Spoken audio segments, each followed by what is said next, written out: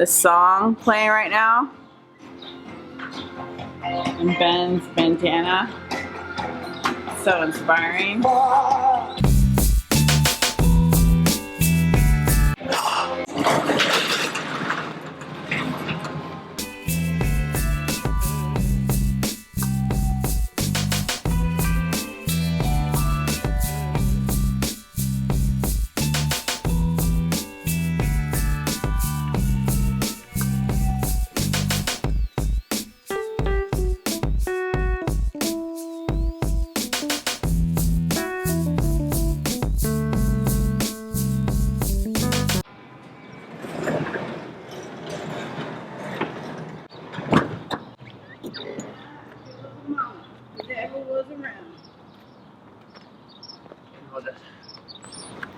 One of the main things I've come to appreciate about working out is not the physical gain or difficulty, but it stands as a good reminder. We believe this is like we're in a spiritual war. Like there's an enemy, he's trying to kill us. Living in America and being able to order pizza feels like we're at like peace and we can rest and let your guard down. But this physical training, it serves as like a constant discipline and reminder that we're like always in training, that it's life or death out there. I don't know of another way to really keep that at the forefront of our mind without some sort of like pain or intensity.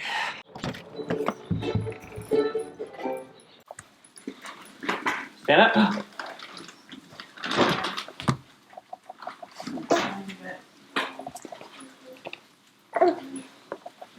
Like he's trying it. Oh, almost. Yeah. Hey, Dad. Okay. Hey. Cool. Eat it.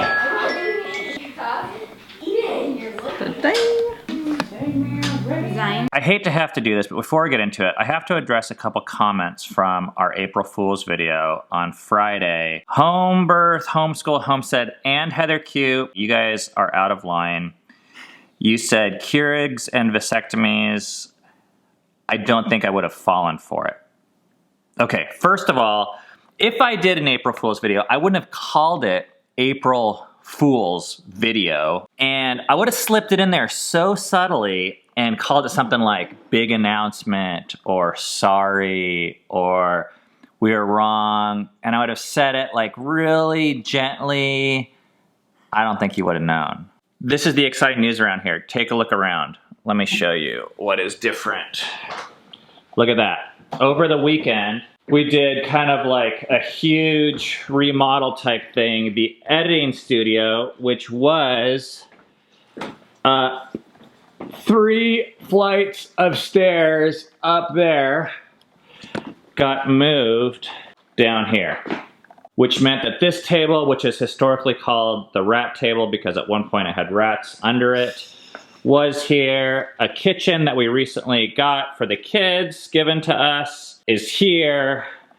And our cubby system, which was over there, is now over here. So we have all these hard drives, and I mean, it looks simple, but it was not to get this thing set up. I mean, it's a giant mess of cables and stuff. And it does have this one weak point, which is down there. If a kid unplugs that, like a baby, which you could see like is super accessible, this whole thing goes to shit. As you guys know that watch the vlog, I looked at porn a week ago, actually on that computer upstairs. And that was what I would call the inciting incident. That's what made me realize, dang, if this computer is that isolated, then any of our kids or myself, it's just that much easier. But actually, I would say that's probably like 10% of why we moved it down here. 1 hour of porn for me, that's like the, oh my gosh, that's like the, you know, the big no-no in spiritual circles is porn. I actually think that a lot of our internet browsing or computer usage Done in isolation. Done in isolation is as destructive, has the same net effect. If you're curious as to what I'm talking about, I would just ask you this question. How would your browsing history be different if you knew that someone was always looking over your shoulder? I know that for me, when I'm on the computer, I actually want my kids to like leave me alone. And if they're gonna watch me, I'm actually like only want to be on there for a few minutes, and then I just feel like I'm done. But if I'm by myself, I could like be on there for hours. Yeah, I think that's the nature of these machines and how they facilitate isolation. Which is, we got to be careful, because it's not saying the machines are bad. It's not saying that Facebook is bad or YouTube. It's actually saying that the isolation that they facilitate are dangerous. History, and it's just all right there. And I've wondered for a while, what would happen if we each published our internet history every day to maybe some people that we trust. We publish our finances every month, like fairly transparently, I think. But I actually think internet history is almost more private. It would be for me. It'd be harder. Oh yeah, for sure. What would you be afraid of people seeing? Like even just looking at what we looked at last night, it's like, oh, I watch all these other vloggers and I care about watching them. Oh, I care about shopping online. It's just weird. Like I want to have this like certain image that I'm not that, which is weird. And if I had Facebook, that would be on there. And sometimes I go to my history, I'm like, holy crap, I just watched basically 20 YouTube videos. It felt like 3 to me, but I just wasted like an hour of my time. Just one click. Ding, ding. There's a number of reasons why we had the editing studio upstairs. It was like going to be this perfect, dedicated, private environment, which was built for editing. Now, this compromises some things. This is not as good for editing. Some might also say it's not as good for other family things. But I wanted to just share with you guys 3 things that we have learned and come to believe that helped us make this decision. The first is that our home environments are the largest factor that determines togetherness, and they're really worth investing into. Investing could be with money, and it could be with our time. Like this was kind of a pain. This took 3 hours at least to rearrange this whole room and bring it down, and it's still not finished yet. But here's the thing. I could say, okay, don't waste time on the internet. Don't look at porn, and let's do things together. I could say those things and want them really, really hard and put a lot of energy into it. But the design of the house says everything. And we're really physical beings, and I think we're really impacted by the environment. And so I think this is like honoring like that principle of what we believe in. The design of our houses are not built for family togetherness. Yeah. American homes are built for comfort. They're built for convenience. They're built to show off to other people. And just one example, like we learned with our heating, but when you turn on heat and every single individual room is heated perfect, there's like no reason to come out of your room. Like it's great. You just stay there. We realized that doesn't help our family with our family's goals. So we kind of shut off the house heat and create a warm room with a fire, and you just watch it. It's like magic. Everyone comes to the heat, and we're not wondering like, how come we don't spend more time together as a family? But this kind of leads us to the second point. It is best to prioritize your family when you're thinking about your space over guests. That feels obvious to us now, but Didn't always no. that way. It's kind of weird, but you would like create a guest room. Maybe you have guests come like once every 6 months, but you like this whole room, like 30% of your house could be dedicated to this like sacred event where it's like, no, your family should get the first energy or the first priority. And this goes into house design and cleanliness and all the things that we buy. There's this phrase in 12-step groups, we can't give what we don't have. If you don't have like hospitality and love and togetherness in your family, when you invite other people into that environment, I would say what you're giving them is probably going to be bankrupt. So we think the best thing that we ever have to give is showing people love and togetherness. So the most important people for us to love are our kids. So as we're making decisions about stuff, You know, this, you can just look around. This is not, we're not like thinking like, oh crap, what if a guest walks in here? This environment, and it definitely has some areas where it could be improved. It's for us and our kids. Yeah, and I think kids feel that. I mean, I think they feel and they know if guests take priority over them. So that's why you have the like, oh, the guests are coming over. Okay. That everything needs to be perfect. But then it's like, well, why aren't we giving that to the family as a whole?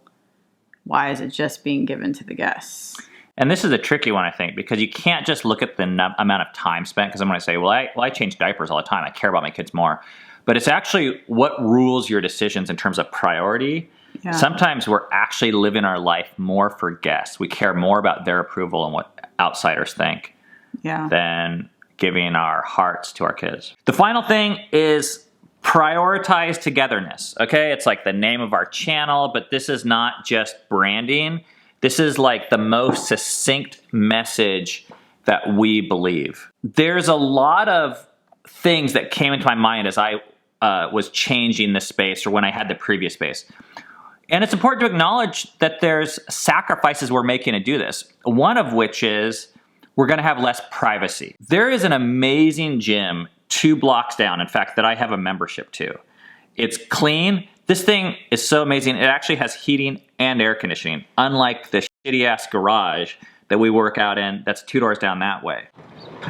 But the reason why we do the garage is because I can't work out with my kids at the gym. So I actually have to give up awesome equipment, heating and air conditioning, which is more comfort, the status, like I think it's just nicer being at a gym, but I trade it for our first priority, which for me as a father, I can't just ask, am I together with Cammie? I actually have to look at our whole family and say, how can I bring this whole unit together? Mm-hmm. We don't do headphones in this family. The one exception is going to be with the editing studio because it's kind of like for work. But in terms of music, you know, there's something definitely to be gained with each person listening to the type of music they like and not interrupting others or being interrupted by others. Mm-hmm. But that creates isolation for each person to develop their own culture, their own priorities, their own values. And it makes it so that we can't really share those things that make each person unique. Mm-hmm. So in our family, we have like the music over there in the kitchen. Sometimes I don't get to listen to the type of music I want because my teenagers listen to this like loud female dancey crap. And I don't like it. I hear the same song 1,000 times. But I would rather listen to music that I feel like I'm getting to know them and their hearts instead of saying, put these headphones on, kid, go up to your room and blast away, knowing that they're getting deeper and deeper and deeper into their own culture and world. And we're not even a part of that. Like, we don't even know what's going on. And they're going to listen to my freaking classic rock during workout. I think it's really hard. We've had experiences in our life where we've backpacked for 10 days and we're in the same tent together. And then we've had experiences where we've been in 1-bedroom apartments with our 7-member household. And those are actually easier times in a way because our goals are just more naturally being met. But we have to be really like strategic, and there has to be like a fight. There's like a fight going on where we're like, no, okay, everyone down here. Okay, everyone... I don't know. We're just like, I feel like turn off the Nintendo. Constantly, like, I just want to acknowledge like that this isn't going to be easy. If you live in a normal American home, this isn't going to be easy. Even just your, like Ben said, like even just your natural environment it's already stacked against you. In this way, poverty actually helps. Yeah. Like, you know, when you can afford to have your own room and your own laptops and your own music. It's another kind of poverty. It's like you get comfort, but you trade it for independence. You're trading it for something else. Stuff you can get, it's not valuable. It's all going to burn. Relationship, it's actually eternal. And what it teaches us and what it can do for us is eternal in nature and invaluable. Mm-hmm. So that's why we think we should align those things. So we really hope this helps you guys. I know looking at your house, with fresh eyes can be different, but maybe I would ask you guys this question. What is one change you could make to your infrastructure or the things that you own to facilitate togetherness? And it's one of those things, you know how like it's only a few degrees off and here it's not that big of a change, but the further you get, the further these infrastructure changes are changing things down here. The desk down here versus up there. Well, it took 3 hours. I think that's going to create hundreds of hours of togetherness as we're watching Seven edit. And he's able to bring me into it and be like, hey, what do you think about this? And the family's going to see him. It's going to be so cool. I'm actually really amped about it now. Yeah. I am going out. I've been trying to do this every week. It started out with me going out to write out some resentment stuff, which that's still kind of the case, but I realize how much I value this time of just journaling and going outside of the house by myself, getting a latte, and just having some mental space to do that.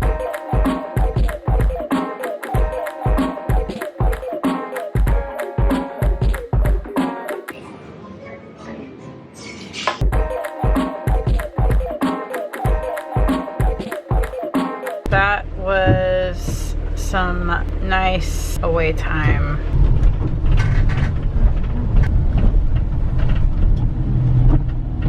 What are you making for dinner? Caesar salad.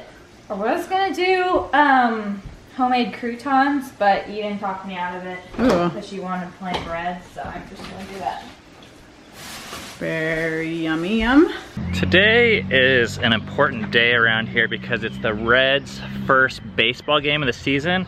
The Reds, I guess, was like the first baseball team in history or something like that.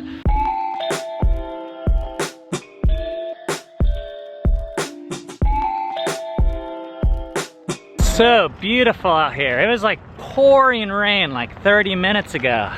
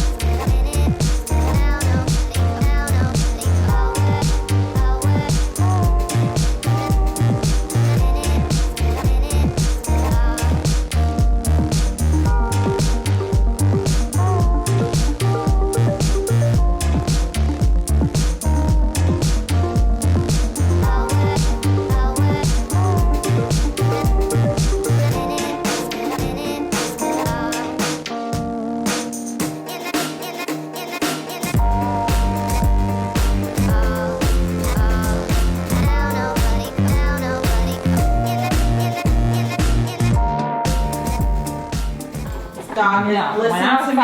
I don't know what that was. Caesar salad with dressing made by Eden that is really good, and Cajun seasoned chicken that I made, and then bread. Are you ready for dinner? No, he was clapping. Are you hungry? He knows where the scents are in your cubby, and he took off the lid of your. You took off the lid off my essential oil? Mama, why don't we do ballet today?